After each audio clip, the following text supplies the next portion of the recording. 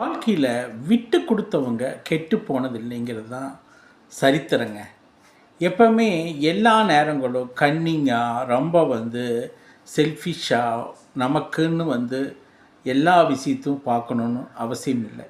யாரெல்லாம் பொதுவாக அடுத்த மனிதர்களுக்காக அன்பாகவும் ஒரு பணிவாகவும் ஒரு ஹெல்பிங் டெண்டன்சியோடு இருக்காங்களோ அவங்களுக்கு கடவுள் ஏதாவது ரூபத்தில் ஹெல்ப் பண்ணுவார். கடவுளே மனித ரூபத்தில் ஹெல்ப் பண்ணுவார். அதனால் எந்த இடத்துலையும் அடமெண்ட்டாக வேணும் இதுதான் நடக்கணும் அப்படின்னு சொல்லி அடம் பிடிக்காமல் விட்டு கொடுக்கறது, அடுத்த மனிதர்கள் கூட ஒரு அன்பாக இருக்கிறது கண்டிப்பாக உங்களையும் ஜெயிக்க வைக்கும், உங்களை சார்ந்தவங்களையும் ஜெயிக்க வைக்கும். இதுக்கு எக்ஸாம்பிள் பார்த்தீங்கன்னா, ஒரு குக்கிங் காம்படிஷனில் கடைசி சுற்று 3 பேர் தான் கடைசியாக இருந்தாங்க. அதில் கடைசி பார்ட்டு முடிக்கிறதுக்கு அந்த ஒரு லேடி கலந்துக்கிட்டவங்களுக்கு பட்டர் தேவைப்பட்டது. இருக்கக்கூடியவங்க மொத்தம் 3 பேர். 3 பேர் கடைசியாக ஜெயிச்சா டைட்டில் ஒருத்தருக்கு தான்.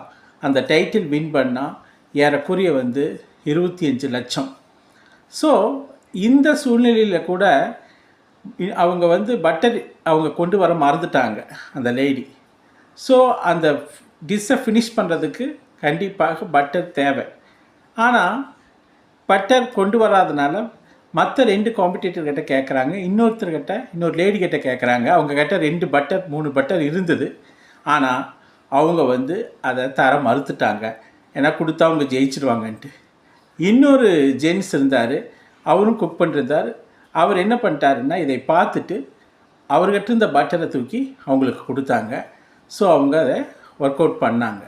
இப்போ நெக்ஸ்ட்டு அப்போ அவர்கிட்ட கேட்டப்போ ஏன் இந்த காம்படிஷனுங்கிறது ரொம்ப முக்கியமான 25 லட்சம் ரூபாய் காம்படிஷன், நீங்கள் ஏன் அந்த பட்டர் அவங்களுக்கு கொடுத்தீங்க, இதனால் உங்களுடைய வாய்ப்பு போகும்னு தெரியாதா அப்படின்னு கேட்டால், பரவாயில்ல வாய்ப்பு போனால் பரவாயில்ல, நாளைக்கு நான் போய் என் ஃபேஸை அந்த கண்ணாடியில் பார்க்கணும். அப்போ என் கண்ணாடியில் என் மனசாட்சிக்கு நான் பதில் சொல்லணும். இப்படி ஒருத்தருக்கு ஒரு பொருள் கொடுக்காமல் நான் ஜெயிக்கிற வெற்றி எனக்கு தேவையில்லை அப்படின்னு சொல்லுவார். ஸோ அதுதான் ஃபைனலாக அவர் ஜெயிச்சிட்டார். இதுதான் வாழ்க்கையில் ரொம்ப முக்கியம். எந்த சூழ்நிலையிலையும் விட்டு கொடுக்கணும். ஒரு அன்பு, ஒரு அஃபெக்ஷன், ஒரு அப்பாவித்தனம் இது இருந்தால் கடவுளே கூட இருந்து உங்களை ஜெயிக்க வைப்பார். இது என்றும் உங்களுக்கு